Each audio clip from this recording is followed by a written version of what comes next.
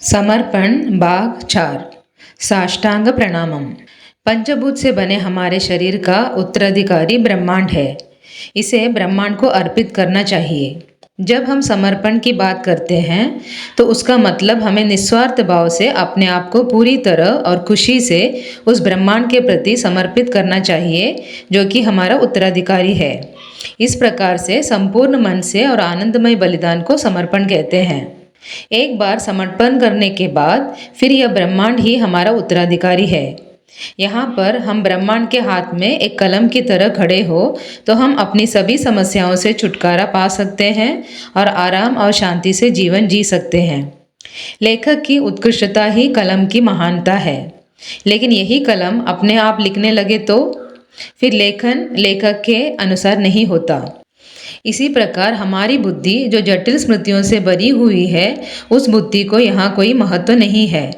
यदि हम अपने सभी स्वार्थ विचारों और इच्छाओं को त्याग कर कलम की तरह खड़े रहें तो ब्रह्मांड पूरी तरह से हमारा नियंत्रण ले लेता है। ब्रह्मांड हमें वह सब कुछ प्रदान करेगा जिसकी हमें ज़रूरत है और यह हमेशा रहेगा। सूक्ष्म में केवल ऊर्जा है।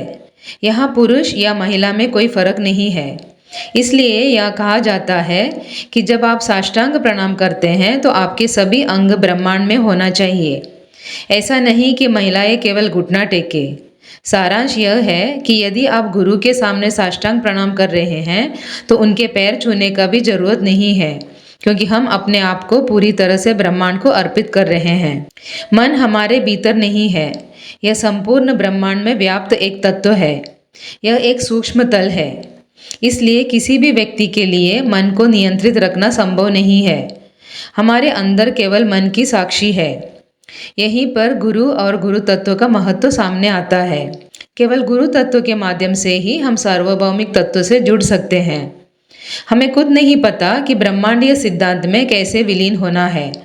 इसलिए हम अपनी चेतना अर्थात शरीर की चेतना के अंदर जो अहंकार से ग्रस्त बुद्धि है को उस गुरु के आगे समर्पित करते हैं जो सूक्ष्म जगत के वक्ता है। इस प्रकार अपने समर्पण के अनुसार हम उस गुरु के माध्यम से ब्रह्मांड से जुड़ेंगे। इसलिए गुरु पर पूर्ण विश्वास होना बहुत जरूरी है। यदि विश्वास नहीं है तो उस गुरु तत्व के अनुसार चलने या जीने की अनुमति हमारी अंतरात्मा नहीं देगी।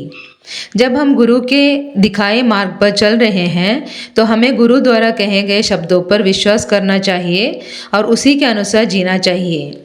यहाँ जटिल स्मृतियों से भरे बुद्धि की कोई अहमियत नहीं है। इसलिए यदि हम अपनी बुद्धि को एक तरफ रखें और गुरु के कहे अनुसार जीने की कोशिश करें तो हम ब्रह्मांड के सिद्धांत से जुड़ सकते हैं और ब्रह्मांड की इच्छा के अनुसार जी सकते हैं। एसएमएस ध्यान करने के लिए आश्रम में आने वाले सभी साधकों को सूर्य जो कि ब्रह्मांड का गुरु है के सामने झुककर साष्टांग प्रणाम करके खुद को ब्रह्मांड के प्रति समर्पित करने की सलाह गुरुजी देते हैं। गुरु पूजन या दक्षिणा रखने को नहीं कहते हैं, क्योंकि यहाँ विद्या अध्ययन करने के लिए आने वाले किसी भी व्यक्ति में इतनी परिपक्वता नहीं है कि वे तत्व तल पर गुरु को समझे और प्रणाम करे। गुरु को प्रणाम करते हैं तो उन्हें केवल एक व्यक्ति के रूप में देखा जाता है।